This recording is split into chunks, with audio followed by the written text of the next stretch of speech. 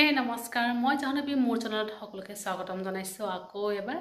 আশা কৰিছো আপোনালোকে ভালে আছে আপোনালোকৰ আশীৰ্বাদত মই ভালে আছো আজি ব্লগটো এতিয়াৰ পৰা ষ্টাৰ্ট কৰিছে এতিয়া টাইম হৈছে 6:30 চাহ বনাম আজি দিনটো একো ব্লগ নাই কৰা একো ভিডিও নাই বনোৱা গাত অকমান বেয়া আছিল দিনটো তাৰ কাৰণে একো নাই বনোৱা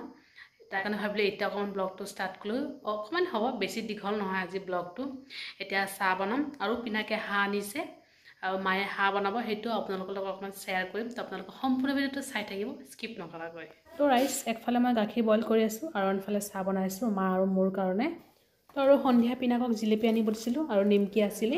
তো নিমকি আৰু জিলেপি লগত আজি চাহ খাম চাহ কিন্তু মই অকমানি খাও বেছি একে নাখাও আৰু এফালে চলি আছে হাঁহ কাটাৰ প্ৰসেস আপোনালোকক এদিন কৈছিলো দাদাই জুমৰ কুমৰ আনিছিল আৰু সেই কুমৰাৰে আজি হাঁহ বনোৱা হ'ব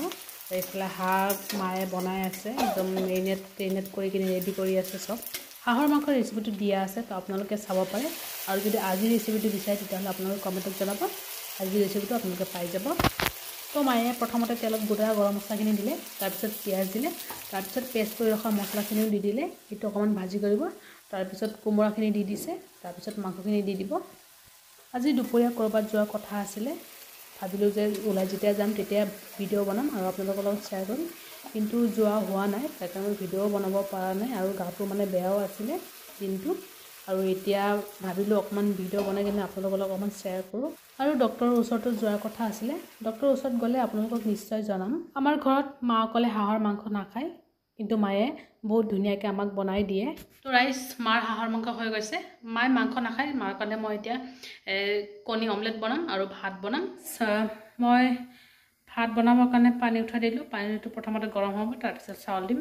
আৰু দুপৰীয়াৰ অলপ ভাত আছে তো এইখিনি ঠাণ্ডা গৰম মিলাই খাম আমি আৰু দুপৰীয়া সবজিও আছিল দুপৰীয়া মিক্স সবজি বনাইছিল মা শুকান মাছৰ লগত দালিও আছে আৰু টমেটো মিঠা আলুৰ এটা সবজি বনাইছে টক সবজি যেটো বেঙ্গলী মানুহে বহুত খায় আৰু বেঙেনা ভাজিও আছে সেইবিলাকে চলি যাব এতিয়া আৰু মায়ে হাঁহৰ মাংস বনাইছে মানে ফাটাফাটি খানা চলি যাব আমাৰ এতিয়া ৰাইস মাৰ কাৰণে ডিম ভাঙি থৈছো তাতে জলকীয়া পিয়াজ হালধি গুৰি নিমখ দি থৈছো তেতিয়া খাব গৰম গৰম বনাই দিম তো ৰাইস মোৰ ভাত বনোৱা হৈ গৈছে মই সদায় কও মই ডেইলি ব্লগ বনাম ৰাতিপুৱাৰ পৰা উঠি ৰাতিপুৱাৰ পৰা সন্ধিয়ালৈকে কি কৰো কি নকৰো আপোনালোকৰ লগত অকমান শেয়াৰ কৰিম কিন্তু কেতিয়াবা এনেকুৱা হৈ যায় ভাত খোৱাৰ লগে গাটো বেয়া লাগি যায় আকৌ ভাল লাগে আকৌ কেতিয়াবা ঠাণ্ডা লাগিলে কাহ উঠে মই ভিডিওটো কন্টিনিউ কৰিবই নোৱাৰো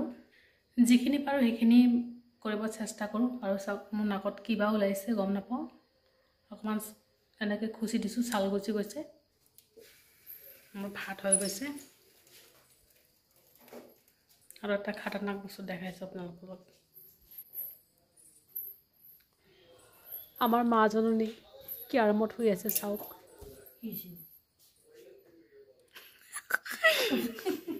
তো ৰাইস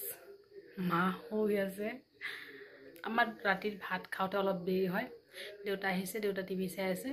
দাদা আৰু পিনাক আহিব বাকি আছে হিহঁত আহিলে মানে ভাত খাম আমি একেলগতে ৰাইস এতিয়া আমি ভাত খাম মাৰ কাৰণে ডিম অমলেট বনাম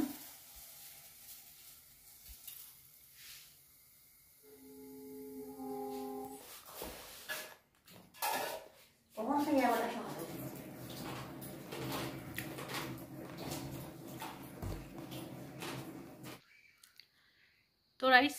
আমাৰ ভাত খোৱা কমপ্লিট আজিৰ ভিডিওটো ইমানতে সামৰিম ভিডিওটো কেনেকুৱা লাগিছে আপোনালোকে কমেণ্টত জনাব আৰু চেনেলটো সাবস্ক্ৰাইব কৰিব অন্য এটা ভিডিওতে আকৌ লগ পাম ভাল থাকিব আপোনালোকে বাই বাই